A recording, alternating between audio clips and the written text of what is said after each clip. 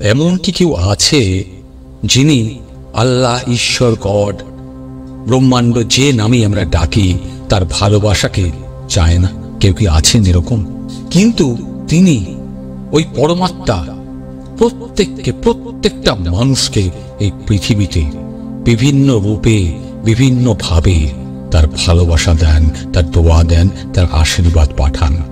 কারো কারো জীবনে প্রচুর দুঃখ আসে, আবার ওই সময় কারো জীবনে সুখ দুঃখ মিলিয়ে সবকিছুই আসে। কিন্তু যখনই কোনো সাধারণ মানুষের কোনো খারাপ ঘটনা ঘটে, মানে আমাদের মধ্যে কারো যদি কোনো খারাপ ঘটনা ঘটে, তখন সে অবশ্যই একবার ভাবে যে ঈশ্বর, আল্লাহ, গড বোধহয় তার সাথে আর নেই, এই ব্রহ্মাণ্ড বোধহয় তার পাশে আর নেই। কি হয় কি কোন একটু আমাকে জানাবেন। নমস্কার বন্ধুরা, আশা করি ভালো আছেন। আমার ভিডিওগুলো হয়তো আপনাদের ভালো লাগছে। আজ আমি আপনাদেরকে এমন 8টা সংকেতের কথা বলবো, এমন 8টা সংকেতের কথা বলবো যা আপনাকে বুঝতে সাহায্য করবে যে আপনি ওই পরমাত্মা, ওই আল্লাহ, ঈশ্বর, গড যে নামে ডাকুন না কেন তার কতটা কাছাকাছি আছেন, আর উনি মানে তিনি আপনাকে কতটা ভালোবাসেন। তার ভালোবাসা তো আমরা সবাই চাই। বন্ধুরা, ওই পরমাত্মা, ওই ওপরওয়ালা যদি আপনাকে ভালোবাসেন, তাহলে তার প্রথম লক্ষণ হলো যে আপনি যে কাজটাই করবেন বা যেটাই করবেন সেটাতেই আপনি ব্যর্থতার সম্মুখীন হবেন, মানে কাজটায় আপনি সাফল্য পাবেন না, আপনি সাকসেস পাবেন না। বন্ধুরা, এটা আপনাদের কাছে একটা অদ্ভুত বলে মনে হতে পারে, তবে এটা সত্যি যে আপনি সমস্ত কিছুর জন্য প্রচুর কঠিন পরিশ্রম করবেন, কিন্তু তারপরেও আপনি সাফল্য পাবেন না। আর এটা বারবার ঘটবে। কেন জানেন? ততক্ষণ ঘটবে যতক্ষণ না আপনার চোখ খুলছে। বন্ধুরা, দ্বিতীয় লক্ষণ, আর সেটা হলো নিজের ওপরে আপনার যে আস্থা রয়েছে, যে কনফিডেন্স রয়েছে, দেখবেন সেটাও হঠাৎ করে শেষ হয়ে যাবে। নিজের ওপরে বিশ্বাস আছে, আপনি বুঝতে পারবেন না, সেটাও শেষ হয়ে যাবে। যখন ওই পরমাত্মা, আল্লাহ, ঈশ্বর, গড আপনার সঙ্গে থাকেন, যখন আপনার পাশে থাকেন, তখন আপনি সম্পূর্ণভাবে দেখবেন নিজেকে খুব একা অনুভব করবেন, একা ফিল করবেন। হঠাৎ করে মনে হবে আপনি খুব একা হয়ে গেছেন, আপনার চারিপাশে কেউ নেই, আপনি কি করবেন তা বুঝে উঠতে পারবেন না। আপনি এমন একটা পরিস্থিতিতে নিজেকে অনুভব করবেন যেখানে কেউ আপনাকে সাহায্য করতে পারবে না, করতে তো পারে না, কি করে পারবে বলুন? আপনি আপনার সমস্যাগুলো, মনের দুঃখগুলো, কষ্টগুলো কারোর সঙ্গে ভাগ করতে পারবেন না। এমনকি যদি আপনি কাউকে জানান, তাহলে তিনি আপনি যে কথাগুলো বলেন তা কোনো গুরুত্বই দেবে না, মনোযোগও দেবে না। এই কথাগুলো কিন্তু সত্যি, আমি আমার জীবন থেকে উপলব্ধি করেছি, তাই আপনাদেরকে শেখাচ্ছি।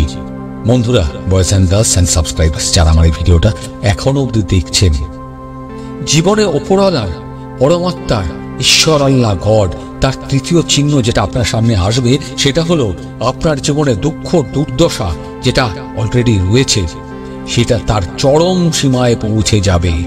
আপনি অনুভব করবেন যে জীবনে কি কষ্ট আপনি পাচ্ছেন, কত ধরনের দুঃসময়, দুর্ঘটনা আপনার সামনে ঘটছে। ওই সময় আপনার মনে হবে এর চেয়ে খারাপ আর কি হতে পারে। আপনারা হয়তো নিশ্চয়ই বহু মানুষকে দেখেছেন, মহাপুরুষদের দেখেছেন, পীর বাবাদের দেখেছেন, সন্ন্যাসীদের দেখেছেন, বহু উচ্চ পর্যায়ের মানুষদের দেখেছেন, বা তাদের জীবন দর্শন করেছেন, বা তাদের জীবনী পড়েছেন বা দেখেছেন। হয়তো আপনারা উপলব্ধি করেছেন যে তারা সকলেই তাদের জীবনের একটা সময়ে অনেক বড় ধরনের দুঃখের মধ্যে দিয়ে, কষ্টের মধ্যে দিয়ে তাদের জীবন পার করেছিলেন। আর তারপর তাদের জীবনে এসেছিল কি? বৈরাগ্য। বৈরাগ্য মানে কি? সবকিছু ত্যাগ। সমস্ত কিছু খারাপ লেগেছিল, তারা চেয়েছিলেন সমস্ত কিছু ত্যাগ করে সেখান থেকে বেরিয়ে আসতে। কিছুই তো আমাদের জন্য নয়। এই জীবন, এই বস্তুগত সুখের বাইরে ঈশ্বরকে জানা, ভগবানকে জানা, আল্লাহকে জানা, গডকে জানা, পরমাত্মাকে জানা, যাকে আমরা যে নামে ডাকি, তাদের মনের মধ্যেই তাকে জানার তৃষ্ণা জেগেছিল, তেষ্টা জেগেছিল, খিদে জেগেছিল। আর তার শেষে কি হয়েছিল জানেন?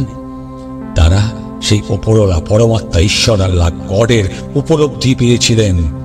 বন্ধুরা, এই দুর্ভোগগুলো একজন মানুষকে ভেঙে দেয়, চুরমার করে দেয়, গুঁড়িয়ে দেয়, কিন্তু তাদের জীবনে আসা দুর্ভোগগুলো যেগুলো এসছিল তার মাধ্যমে তাদের মধ্যে এই পরমাত্মার প্রতি, অপরায়ের প্রতি, ব্রহ্মাণ্ডের প্রতি ভালোবাসা অনেক অনেক বেড়ে যায়। তারা এটা বুঝতে পারেন যে এই সংসারে সুখই সব নয়। আগে হ্যাঁ, এই পার্থিব সুখ সব নয়, টাকা পয়সা বাড়ি গাড়ি এসব কিছুই নয়। আমরা মানুষরা কি নিয়ে আসি? কিছুই নিয়ে না। যখন যাই, কি নিয়ে যাই? হয়তো আগুনে পুড়িয়ে দেয়, না হলে মাটির তলায় কবর দেয়, না হলে জলে ভাসিয়ে দেয়। এই তো জীবন। এই জগতের বাইরেও কিন্তু কিছু আছে, আর সেটা সম্ভবত ভগবান, আল্লাহ, ঈশ্বর, গড বা কোনো একটা পরম শক্তি বা এই ব্রহ্মাণ্ড। বন্ধুরা, ওপরওয়ালা পরমাত্মা সবার আগে আমাদের হাঁটতে শেখান। আগে হ্যাঁ, ঈশ্বর, আল্লাহ, গড সবার আগে আমাদেরকে হাঁটতে শেখান। কারণ যতক্ষণ না পর্যন্ত আপনি পরাজয়, হার বুঝতে পারবেন, ততক্ষণ পর্যন্ত আপনি না জেতার আনন্দটা, জয়টা বুঝতে পারবেন না। চতুর্থ লক্ষণ স্কিপ করবেন না। যখন আপনার সমস্ত প্রত্যাশা ভেঙে যাবে, যখন আপনার সমস্ত আশা আকাঙ্ক্ষা যা যা দেখেছিলেন ভেঙে চুরমার হয়ে যাবে, তখন আপনার মধ্যে একটা অন্তর্দর্শন বা ইনার সার্চ শুরু হবে। অর্থাৎ আপনার মধ্যে একটা আভ্যন্তরীণ অনুসন্ধান শুরু হবে। আপনি চেষ্টা করবেন নিজেকে চিনতে, আপনি চেষ্টা করবেন আপনি কে ভাবতে। আপনি যা হারিয়েছেন বা ব্যর্থ হয়েছেন তার কারণ তখনই খুঁজে পাবেন। আপনি নিজেকে প্রশ্ন করবেন। এই সময়টাই তখন যখন নিজের বিবেকের সঙ্গে নিজেকে সংযুক্ত করতে শুরু করবেন, মনের সঙ্গে কথা বলতে শুরু করবেন, আর আপনার জীবনে একটা অদ্ভুত পরিবর্তন আসতে শুরু করবে। বন্ধুরা, পঞ্চম লক্ষণ, আর সেটা হলো আপনার জীবনে, আপনার ক্যারেক্টারে বা চরিত্রে একটা অদ্ভুত পরিবর্তন আসতে হবেই। আপনি নিজেকে আর আপনার ত্রুটিগুলোকে বুঝতে পারবেন, নিজেকে চিনতে পারবেন, কি ভুলগুলো করেছিলেন সেগুলোকে বুঝতে শুরু করবেন, যে আপনি নিজেকে পরিবর্তন করতে আর তা অন্বেষণ করতে শুরু করবেন।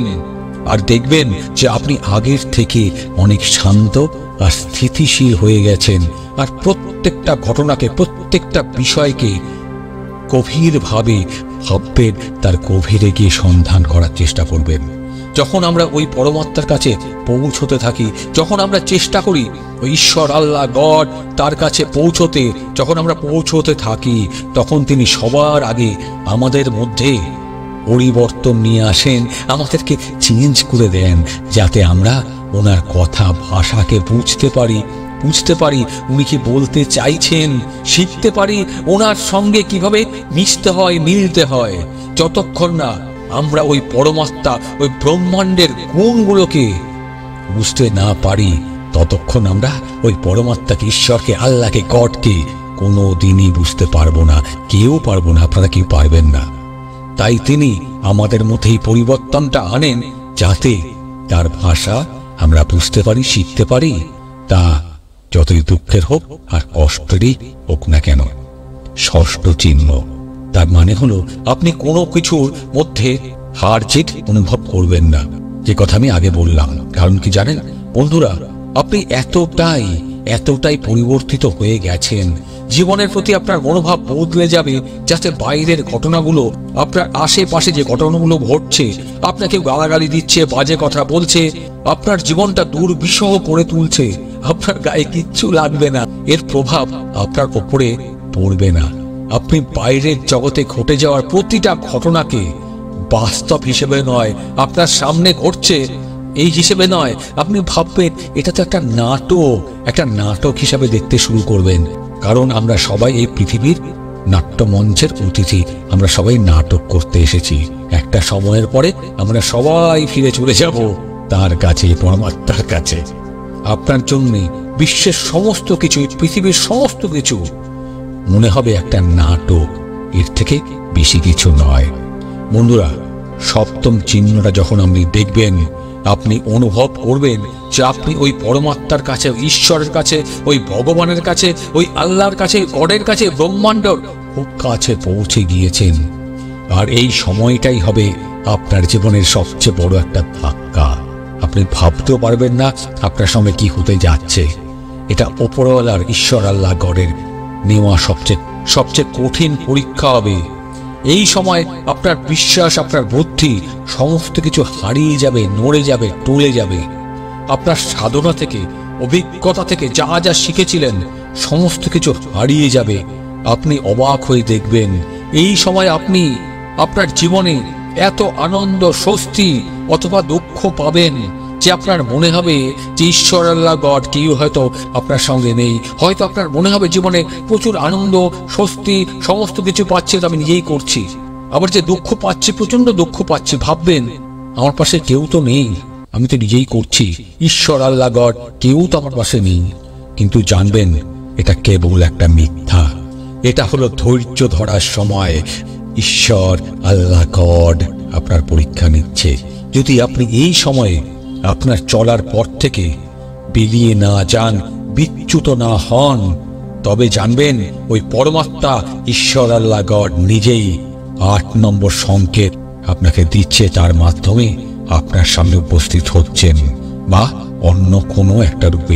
সেটা ভগবানের রূপ নিয়ে আসতে পারেন, সেটা ঈশ্বরের রূপ নিয়ে আসতে পারেন, সেটা যীশুখ্রিস্ট রূপ নিয়ে আসতে পারেন, অথবা এই ব্রহ্মাণ্ডের রূপ নিয়ে, আল্লাহর রূপ নিয়ে। বন্ধুরা, এই 8ম সংকেতটা এমন কিছু যা ভাষায় প্রকাশ করা যায় না। এই পরিস্থিতিতে পৌঁছলে আপনার মনে কোনো সংশয় থাকবে না, কোনো দ্বিধা থাকবে না যে এই ওপরওয়ালা ঈশ্বর আল্লাহ গড আপনার সঙ্গে নেই। আপনি তাকে প্রতি মুহূর্তে অনুভব করবেন, আর তিনি যে প্রতি মুহূর্তে আপনার পাশে আছেন, সঙ্গে আছেন, তার অনুভূতি পেয়ে আপনি রোমাঞ্চিত হবেন। আর তারপর আপনি এমন শান্তি ও আনন্দ অনুভব করবেন না, সেটা আমি এই ভিডিওতে ভাষায় বলে প্রকাশ করতে পারছি না। তো বন্ধুরা, এই কথাগুলো বলার পরে আমার মনে বা মুখে কোনো ভাষা নেই যে আমি আপনাদেরকে কি বলবো। যদি বুঝে থাকেন কথাগুলো, তাহলে অবশ্যই এই ব্রহ্মাণ্ডের প্রতি, ঈশ্বরের প্রতি, আল্লাহর প্রতি, গডের প্রতি কৃতজ্ঞ থাকুন। ভালো থাকবেন, ভালো রাখবেন। দেখা হচ্ছে পরের ভিডিওতে। অসংখ্য ধন্যবাদ ভিডিওটা শেষ অবধি দেখার জন্যে।